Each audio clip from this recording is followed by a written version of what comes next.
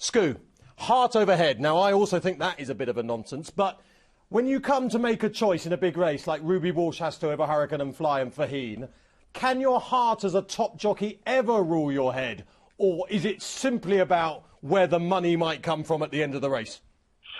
I think it's trying to make the best choice. I think it's not the money. It's about winning. I mean, obviously, that is the money. I mean, I can only say in the situations that I was in, I would speak, Martin Pipe was my boss, my trainer, and I would sit down with Martin. It was nothing like these two great horses. I had the chance of riding Faugheen and Granville again in the Champion Hurdle.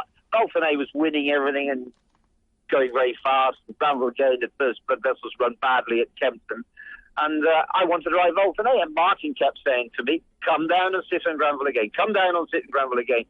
And he's telling me to ride Granville again. This is the one that's spot on. And I'm guessing that that's what Ruby will speak to Willie. And I know people tend to think, oh, jockeys are just beat trainers and jockeys are being awkward because they don't make decisions close to the time.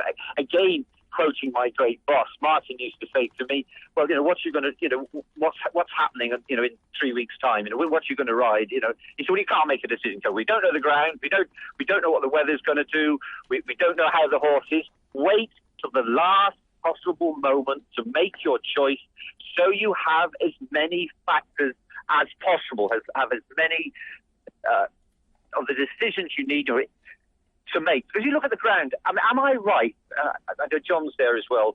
This meeting, Cheltenham, is as early as it has ever been, isn't it? It's as early as it can possibly be, this meeting. And very often, lately, we've all gone down to Cheltenham thinking, oh, the ground's going to be soft, the ground's going to be soft. It's very wet up to the time of Cheltenham, and then that last few days, it completely dries up. I would imagine that Ruby's decision, because I knew you were going to ask me about the Champion Hurdle, I looked at Hurricane Fly. I don't think when the ground is soft or heavy in it, I think he's only ever been beaten once. Yeah. In the British Isles. So that must come into his decision. I mean, look, I get that theory, Scoo, and a lot of people have said the ground is crucial, but the only problem I've got with that is that Faugheen won on good ground at last year's Cheltenham Festival when he won the Neptune, and he's won heavy at Limerick doing handstands. I mean, the idea that one is better necessarily, I mean, it's really down to which is probably the best horse, isn't it, rather than the ground? Yeah. Well, yeah, I accept that, and if you're saying Faugheen is far better on any ground, then you obviously... With Faugheen, what I would say is we don't really have enough evidence yet. I mean, it's won on everything, but it's only had 8 races. Do you see what I'm saying? 100%. I mean, then the questions that Ruby and Willie have to ask themselves is Hurricane Fly at 11 years of age as good as he ever is?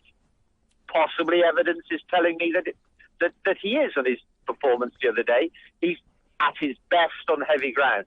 Now, Faugheen, I mean, again, I looked through it this morning. The 2 horses he beat the one at Ascot, the 2 horses of Blue Dan Fashion Skelton, and Purple Bay. They're 50 and 100 to 1 for the Champion Hurdle. And the 2 horses that he beat at Cheltenham have never run since. The horse of Ian Williams's and Raf Binden of Nicky Henderson's have never run since.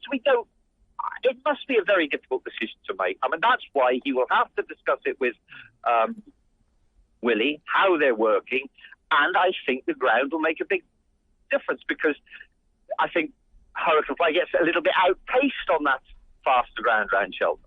Yeah, and that was certainly evident last time. And of course, you've got to look back to the end of last season, and he's a year older now, when after some fairly hard races to get to Cheltenham, at Cheltenham and Punchestown, he looked as though he'd had a bit of enough, didn't he? That was the impression last season, and he's probably had even harder races looking to Cheltenham this year, whereas Faugheen's had an absolute sort of romp. Final question then, Scoo, because we won't keep you all day, and we want to get, obviously, the panel to earn their bit of money as well. If this race was next week on good to soft ground, which horse would Peter Scudamore ride?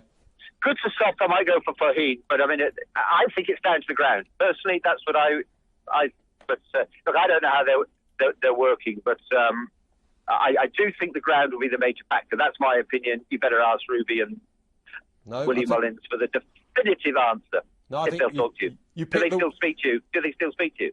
You picked the winner, which is a good thing to have done. And finally, Scott, I've got to say, I cannot believe you ever thought Faugheen. Crikey, your judgment, terrible. Right, we'll leave it at that. Faugheen, honestly, you know he just mullered low-grade horses, and when it got to the big grade, he just wasn't good enough. You know that, Scoop. Yeah, but when I was on him, as you said at the beginning, anything could have happened. No wonder Lower got so many rides when you were around. Right, thank you. Cheers, Scoop. Cheers, Matt. Speak to you soon.